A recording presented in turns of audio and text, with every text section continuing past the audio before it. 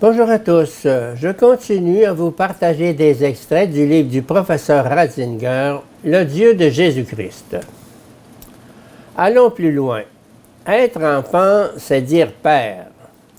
Il nous faut maintenant ajouter, être enfant, c'est aussi dire Mère. Si l'on supprime cela, on supprime du même coup l'enfance humaine de Jésus, ne laissant subsister que la filiation du Verbe, qui pourtant doit justement nous être rendu accessible par l'enfant Jésus. Hans Hus von Balthasar a magnifiquement formulé cette idée. Qu'apprend Jésus de sa mère? Il apprend d'elle le oui, pas n'importe quel, mais un oui qui accueille toujours plus loin, inlassablement. Tout ce que tu veux, mon Dieu. Voici, je suis la servante du Seigneur, qu'il m'advienne selon ta parole. C'est la prière catholique que Jésus a apprise de sa mère selon la chair, de la Catholica Mater, qui était au monde avant lui, et à laquelle Dieu inspira de prononcer la première, cette parole de la nouvelle et éternelle alliance. Chez Stylianos Archianakis, on trouve à ce sujet une remarque. Un moine du cloître d'Iviron m'a déclaré un jour « Nous vénérons la Mère de Dieu et nous avons placé tout notre espoir en elle, car nous savons qu'elle peut tout. Et savez-vous pourquoi elle peut tout? Son Fils ne laisse aucun de ses souhaits irréalisés, parce qu'il n'a jamais rendu ce qu'il lui avait emprunté. Il a reçu d'elle la chair, qu'il a certes glorifiée, mais qu'il n'a jamais rendu. C'est la raison pour laquelle nous nous sentons tellement en sécurité dans le jardin de la Mère de Dieu. Deuxième chapitre, Nazareth.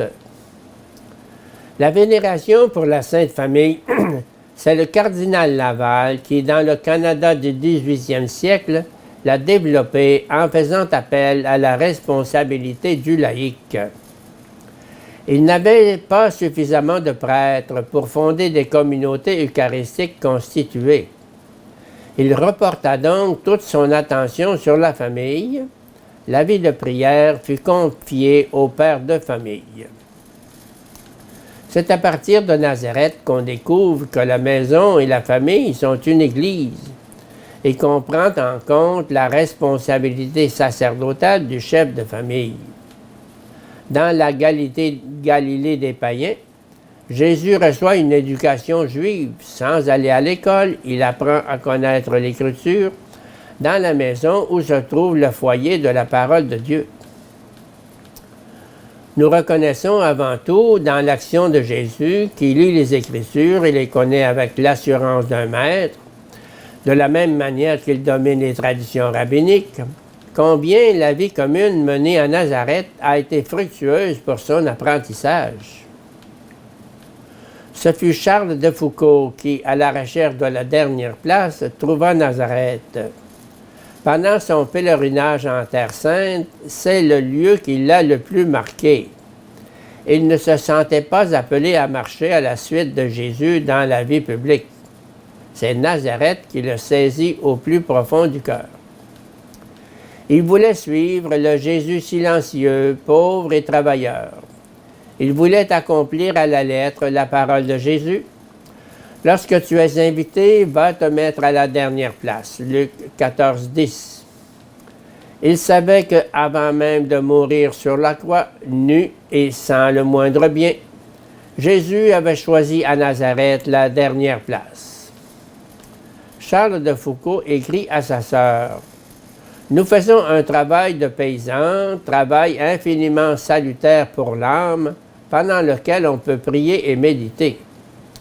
On comprend si bien ce qu'est un morceau de pain quand on sait par expérience quelle peine on a à le fabriquer. »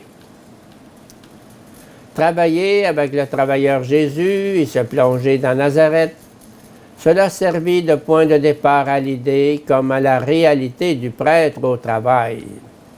Ce fut pour l'Église une redécouverte de la pauvreté. Nazareth a un message permanent pour l'Église.